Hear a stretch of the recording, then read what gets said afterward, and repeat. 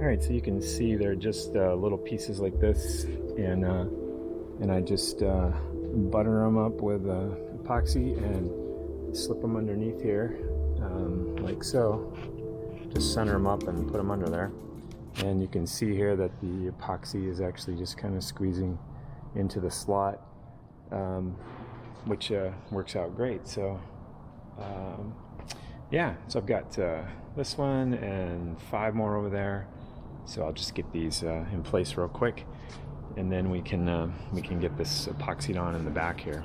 It's where the tail wheel actually mounts. All right, so I got this epoxied in place back here. This is the tail wheel mount area, and now since that's in place, just using some pretty light clamp pressure here. You don't want to squeeze too much and squeeze all your glue out of there. So, and then all I have to do is just line my piece up here, mark it on this end, and then go up here and mark it on this end right there. And then I'll be able to get this piece and this piece over here in place. And then once I get that epoxied and stapled, then we can actually get these cross members epoxied up underneath there, and keep moving forward. I mean, this is how you build an airplane. You just step after step, and usually while I'm doing one step, I'm thinking about the next step. So when I get there, I have a pretty clear understanding of what I have to do, and what materials I might need to make sure I have them on hand, all that kind of normal stuff. So, all right, so I'm talking when I should be working. So, all right, so I got all of these on. You can see just basically just stapling on the center line of the longeron about every 2 inches or so, and everything is put together back here, and we have all this piece on this side. And now we'll jump in here and we'll actually put in our cross pieces right here.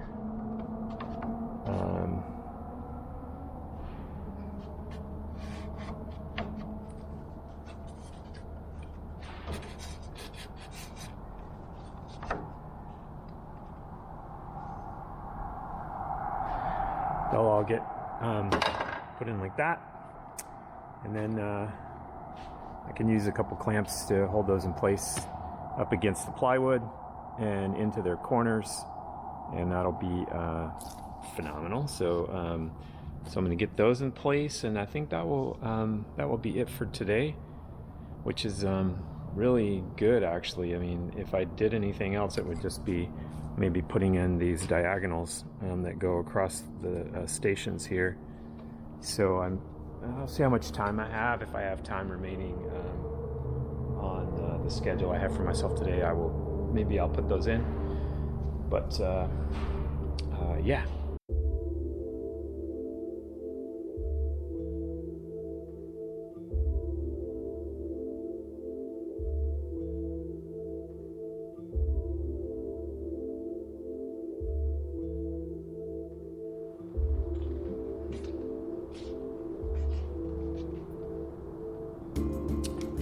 Taking a little break with some flaming hot Cheetos and Dr. Pepper. And I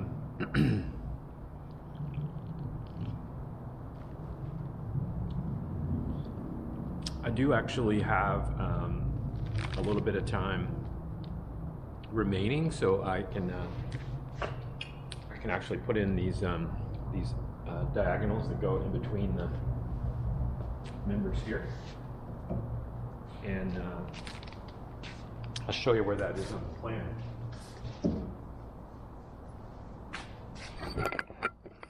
So the plan shows you station 5. This member goes basically in between in 5, 6, and 7. So there are 3 of them, and you can see that they change directions. This is should be a view looking from the front to the back, so. But whatever direction the first one goes, the second one goes the opposite direction, and so on. So, and then there are some plywood triangles that actually go in after that, and I can get those cut as well. And you see they're on the front side, on the the front side, and then on the top, and then on the bottom they're on the back side. So, and that plays out all the way through. So yeah, those are cut out of that material, which is some mahogany, I believe. So 652, yep, that's mahogany. So I will first get those glued in place, and then we can work on the stuff that actually goes around them. All right.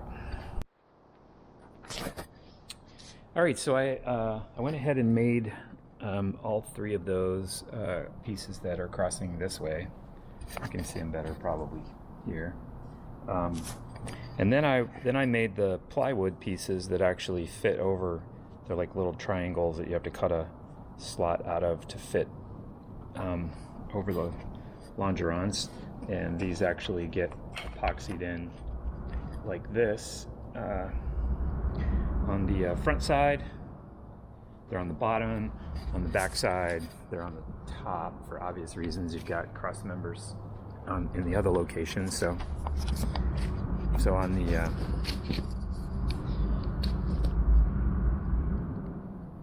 back side,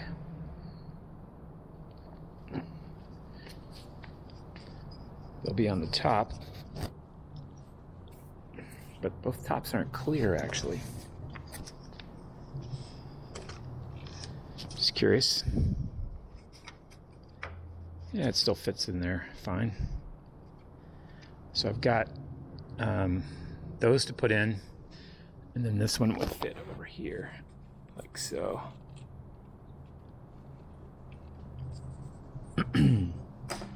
So I can mix up some epoxy, and it actually tells you on the plan, on the instructions, that because of the angle change when you sweep this side back, the angle of this is different than the angle of this. So you have to apply a little extra clamp pressure. You just have to get it as close as you possibly can. So I'll just use a couple clamps.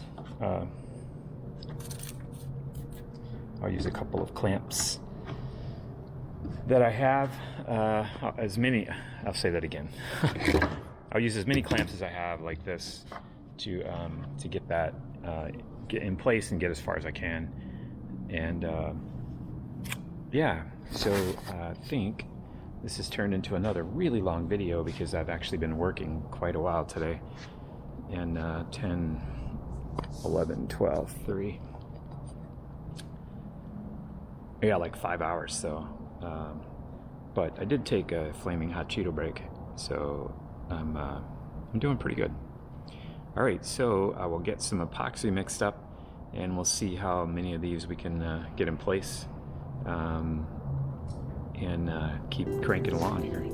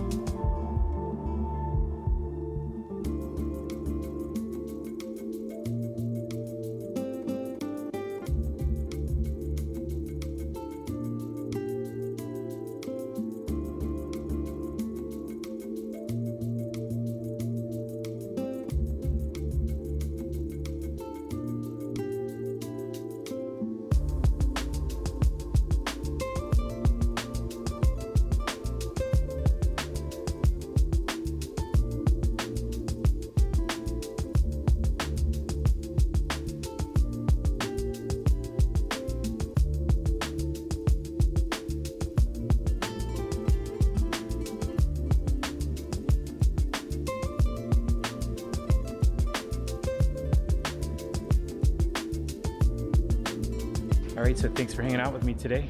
You know, I do appreciate it, and I hope you're enjoying the build as I move along here. We got a lot done today.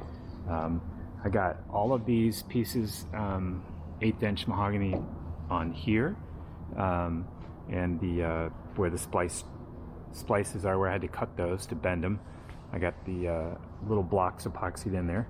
We got the cross members, these diagonals in place. We got these diagonals in place in between the stations, and then after we got that, even had enough time to get all of these little plywood gussets in place on the front and the back. It took a little thinking because it says on the plan that the top gets them on the front, the bottom gets them on the back, and sometimes I get a little confused that the top of my fuselage is actually on the table. So I started out thinking top. It was like not really working out very well. Then I figured it out. Top is actually on the bottom. So the top is there and the bottom is here. So top front, bottom back. So anyway, those are all in place, and we got the plywood back here for the tail wheel assembly, and yeah, that's a lot. And what that really means is that next time we get to flip the fuselage over, which is really cool. We're gonna get it from upside down and make it right side up, and then continue the work on the other side. So all right, so yeah, as always, hey, I'll catch you later.